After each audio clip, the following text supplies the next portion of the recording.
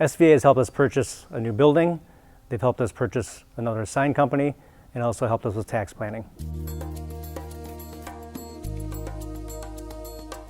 So my wife, Steph, and I started the company in 2001, so we're to celebrate our 20-year anniversary.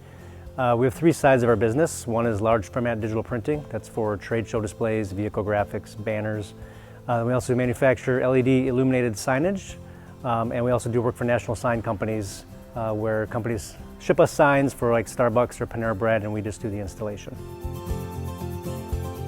So I met one of the SVA professionals through my COSBE roundtable group, and after many years of listening to him, how he's helped other customers, I decided to give him a try. What interested me the most about using SVA was the fact that we want to be more profitable.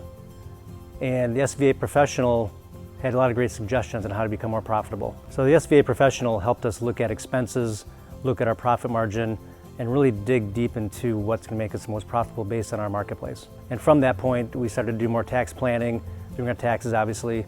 And throughout the years, we've been a client for about 14 years, and we bought equipment, hired new people, and most recently we purchased this building back in December of 2020.